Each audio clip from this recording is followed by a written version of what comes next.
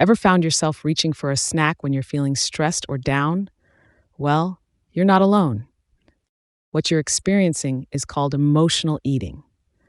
While it's normal to crave comfort food, excessive emotional eating can lead to health issues. In this video, we're going to explore the causes and find ways to overcome it. First, we're going to talk about the triggers and causes of emotional eating. Here are some common emotions that can lead to emotional eating. Stress. When life gets tough, our bodies release hormones that make us want to munch. It's like our bodies are saying, hey, you need fuel to deal with this. Sadness. Food can feel like a warm hug when we're feeling down. It can provide a temporary distraction and a sense of comfort. Boredom. Sometimes we just don't know what to do with ourselves. Eating can be a way to pass the time and avoid feeling bored. Loneliness. When we're feeling disconnected and alone, food can be a source of comfort and companionship. It can feel like we have something to hold on to. Our past experiences and how we view food can also play a big role in emotional eating. Think about it. We all have those go-to meals or snacks that make us feel all warm and fuzzy inside. Maybe it's your grandma's lasagna or a big slice of chocolate cake. These foods become linked to feelings of comfort and happiness because of positive experiences we've had with them in the past. These connections we make between food and emotions can be strong, making it harder to resist reaching for that favorite food when we're feeling down or stressed. It's like our brains have this programmed response. When I feel this way, I should eat this because it makes me feel better. Let's take a look at some other causes for emotional eating. Here are 10 facts about emotional eating. Number 1, emotional eating can be genetic. Research suggests that there may be a genetic predisposition to emotional eating, influenced by factors like dopamine receptors and serotonin levels. Number 2, it's not always about food. Emotional eating can extend beyond food to other behaviors like excessive shopping, gambling, or substance abuse. Number 3, emotional eating can be a coping mechanism. For individuals who have experienced trauma or abuse, emotional eating can serve as a way to cope with difficult emotions. Number 4, it can be a habit. Emotional eating can become a habit, making it difficult to break free even when the underlying emotional triggers are resolved. Number 5, it's not always about sadness. While sadness is a common trigger for emotional eating, other emotions like anger, boredom, or excitement can also lead to overeating. Number 6, emotional eating can be gender-specific.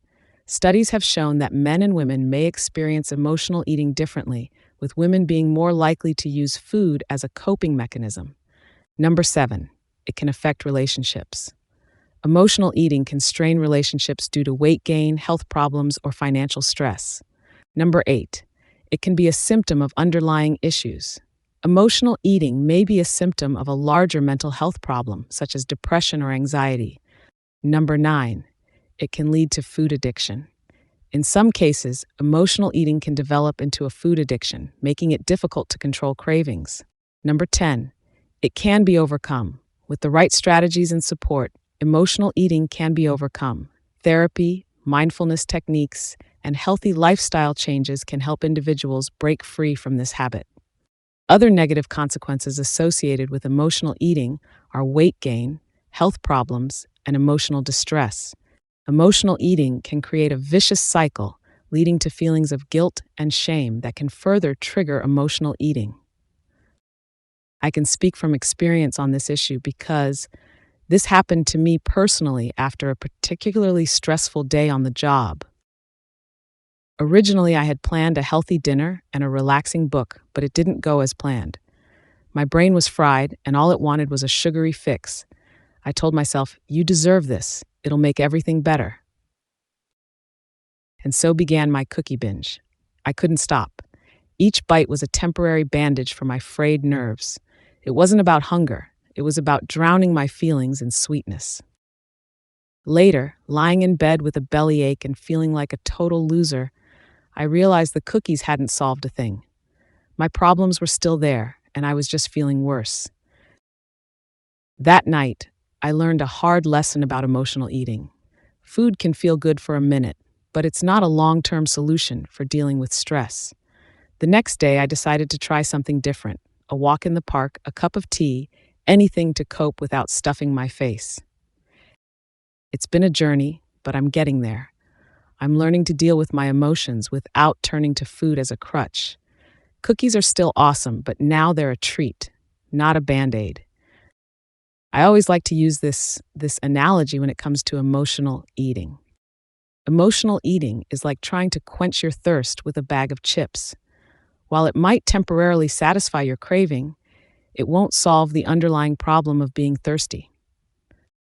Similarly, emotional eating might temporarily soothe your emotions, but it won't address the root causes of your emotional distress. To truly quench your thirst, you need to drink water. And to truly address emotional eating, you need to find healthy ways to manage your emotions and cope with stress. It's easy to feel lost when you're dealing with emotional eating. I want you to know that you are not alone. There's light at the end of the tunnel, and here's how to find it.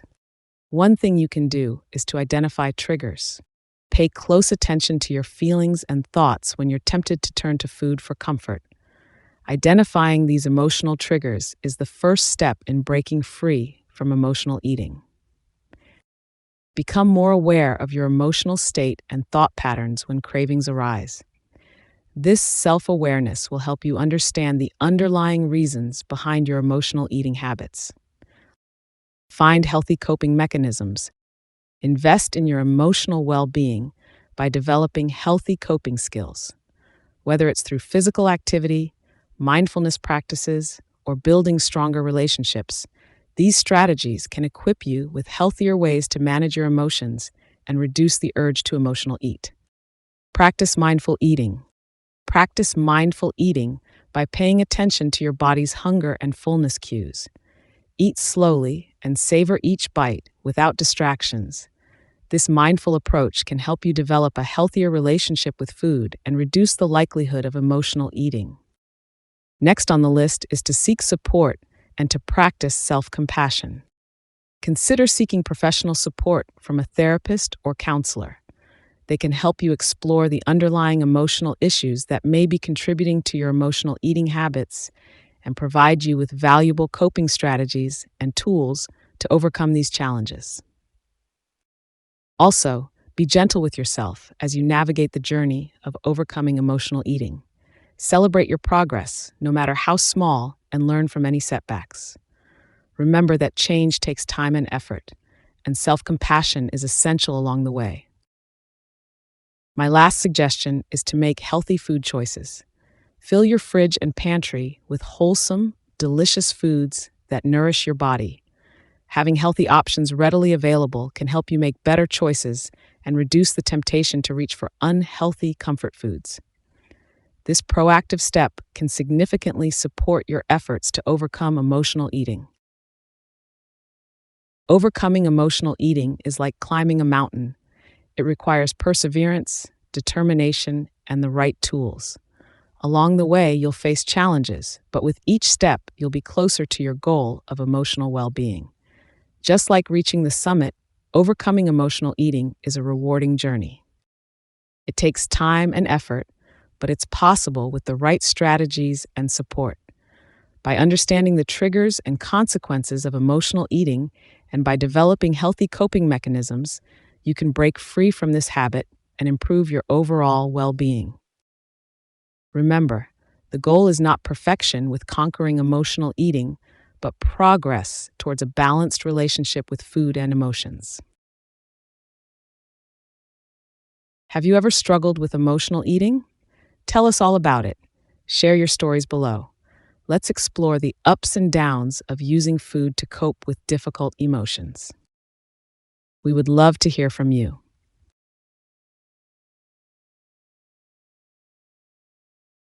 And with that, we wrap up our discussion on overcoming emotional eating.